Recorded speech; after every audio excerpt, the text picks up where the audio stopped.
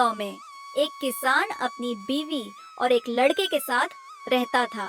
उसका नाम मोहन था। वो गांव के सरपंच के यहाँ काम करता था। सरपंच के यहाँ मिलने वाली सैलरी से उसका घर अच्छे से चलता था। इसकी वजह से उसकी पत्नी सीमा भी मेहनत करती थी।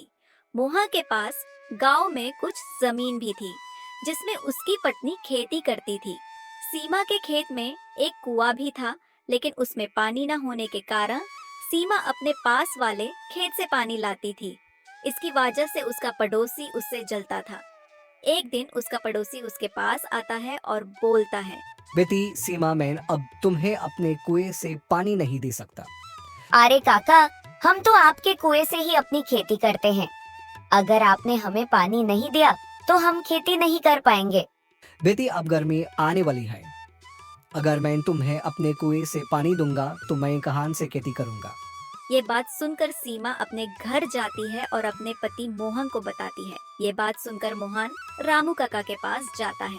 आप कृपया हमें अपने कुएं का पानी भरने दें, नहीं तो हम खेती नहीं कर पाएंगे। अरे मैं तुम्हें अपने कुएं से पानी नहीं दे सकता। गर्मी आ रही है, मुझे भी अपनी खेती करनी है। जाओ यहाँ से। मोहन रामू काका की बात सुनकर उदास होता है और अपने घर की ओर चल देता है। घर पहुंचकर वो सारी बात अपनी पत्नी को बताता है। वो दोनों बात कर रहे होते हैं, तभी उन्हें बाहर से कुछ आवाज आती है।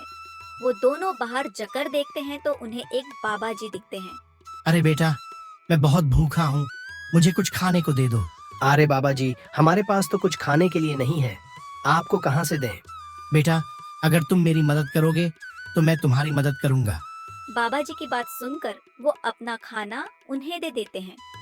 उसके बाद बाबा जी उन्हें एक मंत्रा बताते हैं और बोलते हैं कि वो ये मंत्रा अपने कुआं के पास जाकर बोल दें। उसके बाद मोहन ऐसा ही करता है और देखते ही देखते वो कुआं पानी से भर जाता है। फिर अपने खेत में जाया पानी होने की वजह से उनके खेत में खेती भी अच्छी होती है और फिर कुछ दिन बाद उनकी कंडीशन भी अच्छी हो जाती है।